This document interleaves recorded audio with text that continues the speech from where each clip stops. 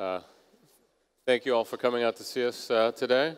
We have the founder of Careem and founders of Dianrong here to talk about how to make it against the big guys, although frankly at this point they already are pretty big in their own right. They're both unicorn status.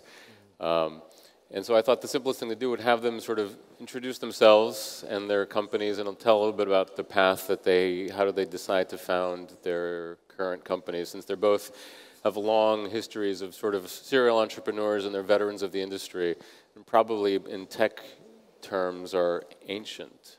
Not, not to get too personal about it. So Sol, if you could start and give us a quick description of what Dianrong does and how you came to found it. Sure. So my name is Htite. I am fascinated by technology. I spent 13 years of my life working for Oracle. I was building software for large banks, large financial insurance companies. In 2007, I left Oracle to co-found Lending Club with my good friend from Oracle. And 5 years into it, I tried to expand Lending Club to China, but then we immediately realized it's better to have a Chinese company. So I love fintech. I have a lot of hopes, the value that fintech brings to the financial institution. And that's my mission in life. And can you give me a sense of the size and scale of Dianrong now? Right. So there are multiple ways of measuring online lending platform. And there are about 43 attributes. We always are classified third, fourth, or fifth in China. So in terms of customers, we have looked at 15 million borrowers, and we approved about 35% of those. And we have about 4.5 million lenders. So these two sites cooperate on our platform. We do risk management, we do pricing, we do servicing, we do electronic contracts between them. Okay, and how does that, in terms of market, like, would you be the largest peer lender? This, you know, any sense of it ranking? It would be very, very hard to position ourselves in as exact of those numbers, but like I said, there are third parties that are classifying these companies, right, and we are third, fourth position. And the first one is a company called Lufax. Right, which is backed by Ping An Insurance, which is a behemoth in its own right. It's probably 4 or 5 times our size today. Right, right. And the people you're disrupting would be the traditional banks, basically. Yeah, so that word disrupting is not the right word. I like a better word. We are transforming. So banks, I give them the credit for all the civilization we see today. But unfortunately, that bank infrastructure has reached its capacity. And if we are to move ahead with the economy, there is a big number of small and micro businesses that are completely excluded from the banking world. So we are not disrupting the banks, we are creating a new market that did not exist before. Mm-hmm. So if you're borrowing $5 million, $10 million, I'm not gonna have the best product for you. But if you're borrowing $100,000 to $500,000, it will be extremely hard for the bank and the bank infrastructure to justify the costs for them to underwriting risks. So that's really the difficulty for them. But if you compare banks to technology companies are known for reducing cost of everything we do. Banks will always have the lowest cost of capital. So this is our focus. We create a market that did not exist before. Got it. Now, could you tell us about a little bit yourself, your history, and Careem and how it's doing these days? Yeah, so as you mentioned, I started my career in technology in the Silicon Valley. This was in the 99-2000 era, the first dot-com bubble, and did a couple of startups, and more than anything else, learned what not to do and how to build a sustainable business versus just one that's going after a flip type of mindset. So did that for the first 8 years of my life, and then in 2008, wanted to move a bit closer to home. Home is Pakistan, so moved to Dubai, joined management consulting, did that for 4 years, and realized in the process that transportation, which was a daily need for us, because we had to go from airports to hotels, hotels to client site, almost on a daily basis, was not as streamlined and as efficient as it should be. So on most weeks, we would go to a Riyadh or a Jeddah. The guy that is supposed to come and pick us up from the airport doesn't show up, even if that person is there. Then the directions are not straightforward. I'm calling someone, he's calling someone. We're trying to figure out how to get to a certain location. He doesn't accept credit cards, which means that I have to figure out a way to pay him in the local currency. And then I have to expense it with paper receipts all over the place. So it was quite a cumbersome process. And we felt we could use our prior technology backgrounds, me and Magnus Olsson, who were both in consulting, to sort of streamline that process. So basically how we started was we created a business offering for transportation targeted at professional services organizations. Did that for the first year. So kind of like a taxi, like a limousine service almost. Like a limousine service, very, very focused on reliability, customer service, and did integrations with all of the corporate portals that allowed people to book conveniently, get access to their trip information. Our assistants can book for you, travel teams can book for you. So that's really what we did for the first 12 months until the whole hype around on-demand came up. And we were pretty much there with the entire business system that was required to make it happen. All we had to do was launch an app, give the on-demand ability, and it's been 5 years since then. And today we have become the largest ride-hailing operator in the Middle East. We operate in almost 14 countries, all the way from Morocco to Pakistan. We operate in 100 cities. And at this point, we have close to 1 million captains that are working, drivers or captains as we call them, working on our platform.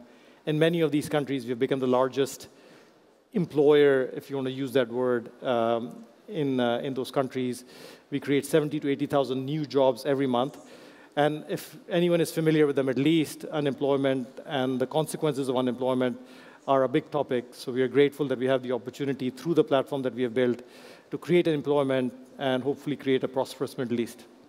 So both of you have experience in multiple startups.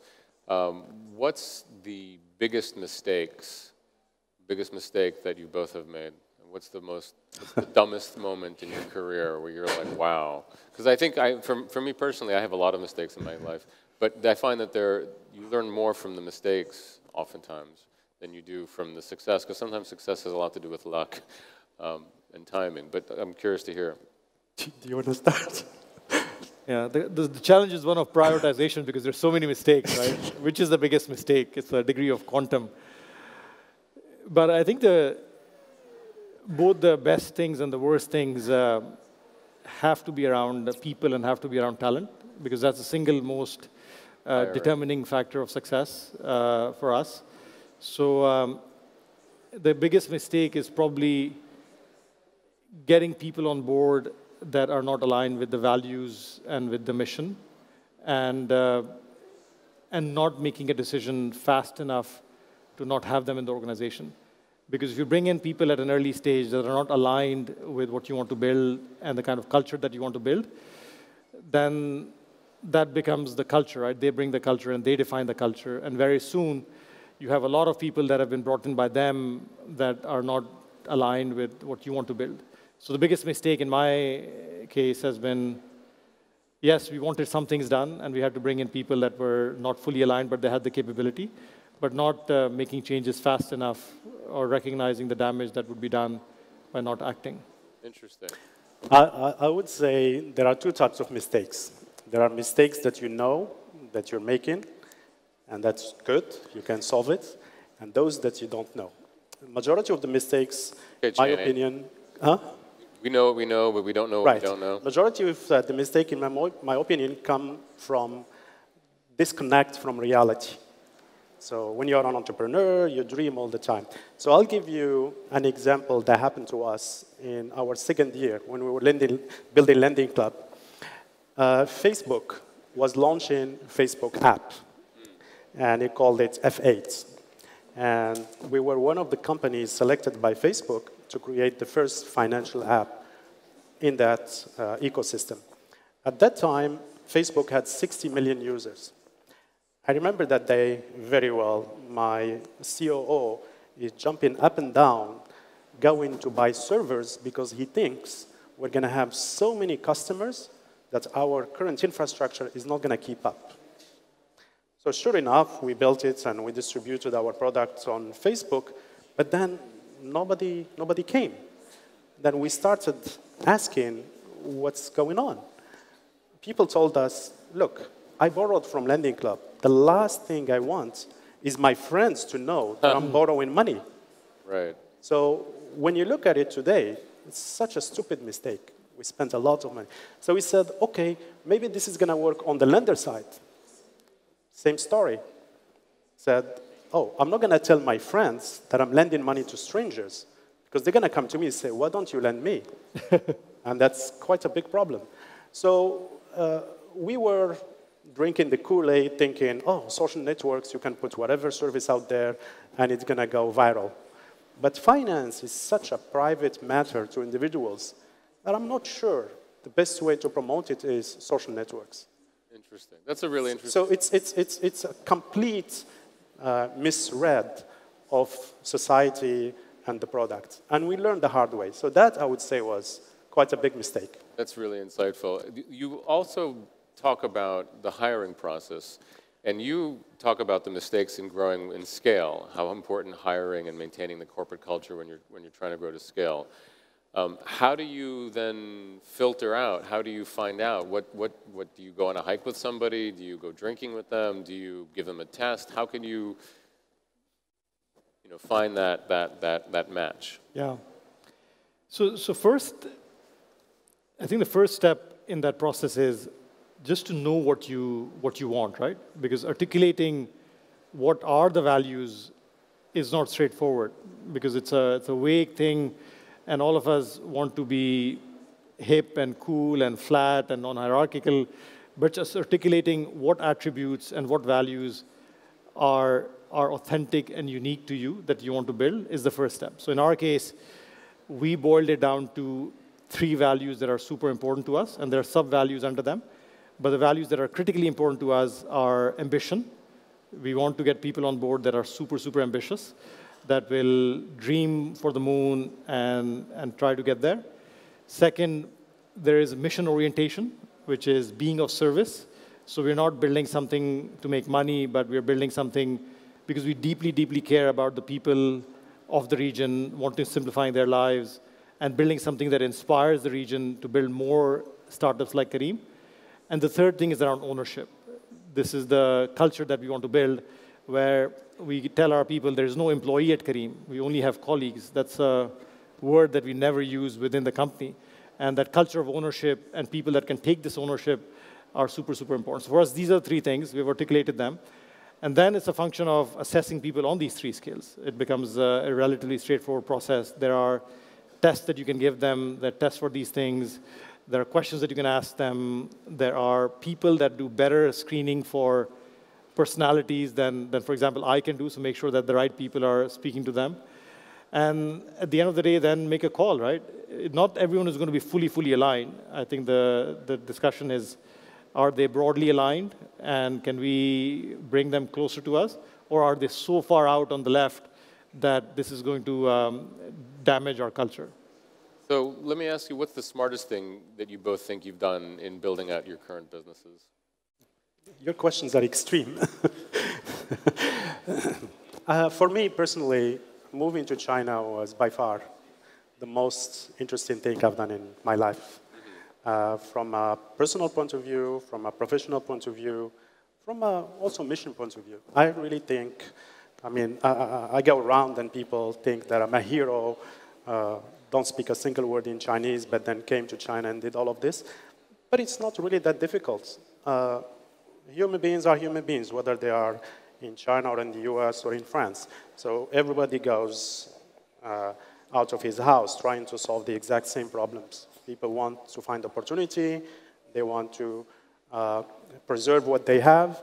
And I think the message is becoming more and more universal. But I mean, that's actually, so how do you convince investors that Big Nose, right. Lawai, the foreigner, is going to go into finance in China which, if anyone spent time in China, finance is a complex, both highly, it's contradictory in that it's both highly regulated and also complete Wild West, crazy place of scams and ripoffs. How could somebody who doesn't speak the language, can't read Chinese, sign a contract? How are you not going to be ripped off blind? How did you tell an investor, trust me, I got this? Right, right. So anytime somebody tells you, trust me, I get this, go to the other direction. Okay. You don't convince people by saying, trust me, I got this. So you have to show evidence. So I will never go, and I just landed in Shanghai, and I will go to an investor and say, I want to raise $200 million from you. Here, we'll do. There are steps that you have to do. You were talking about the team. Your number one stop is finding people to partner with. So entrepreneurs, every single day of their life, we try to convince one more person to accept our vision of life. So we have to convince partners, exec team, employees, customers, business partners, and then we go to shareholders and investors. There should be a bootstrapping.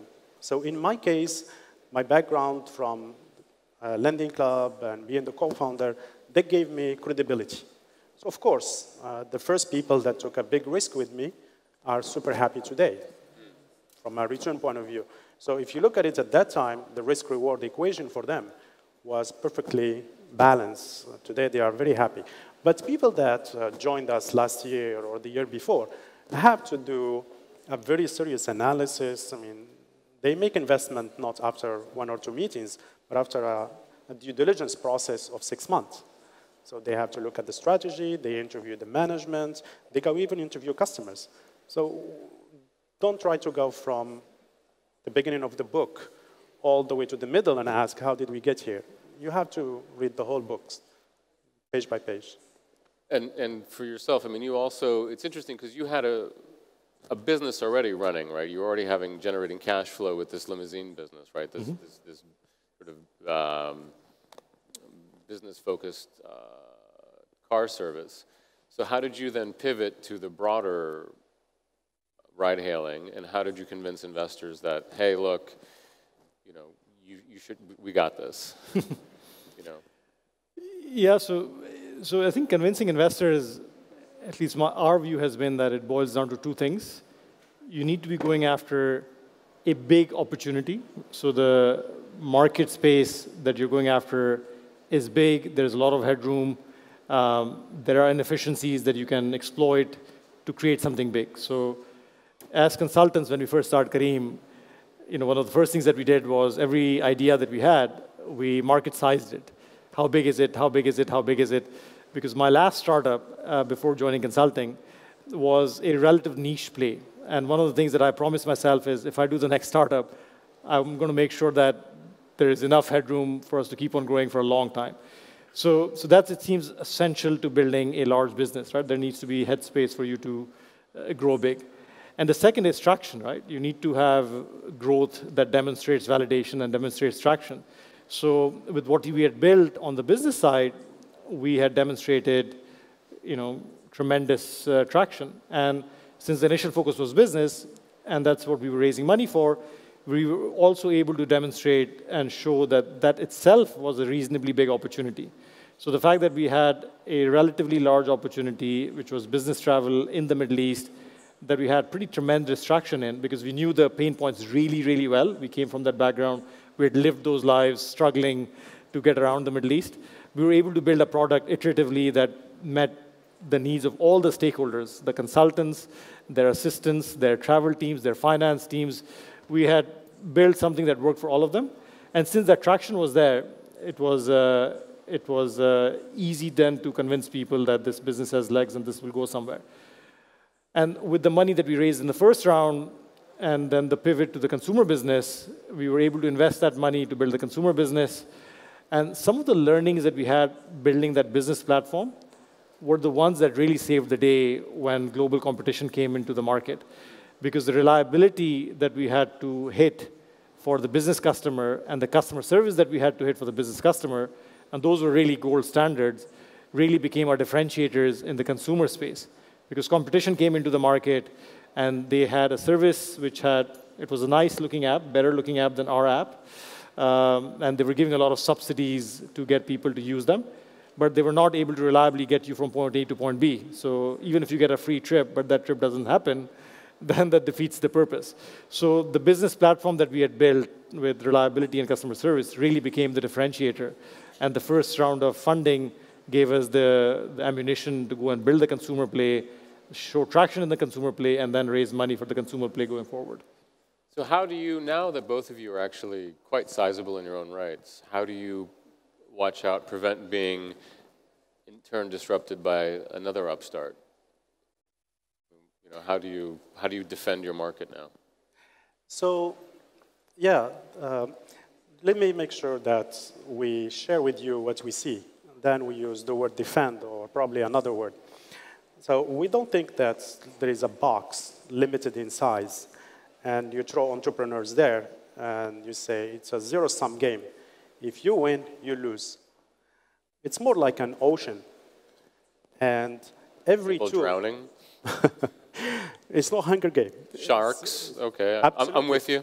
Absolutely. So in order for you to navigate all of that, you have to have the right tools. So in our case, is risk management, is low-cost technology, and so on, and so on, and so on. So every time there is a new innovation that comes in the market, whether we are responsible for it or whether a small company does it, it actually makes our job a little bit easier, and so on, and so on. So if we are sitting here promoting innovation and promoting entrepreneurship, the last thing I'm going to tell you is I'm going to try to prevent others from doing it. No.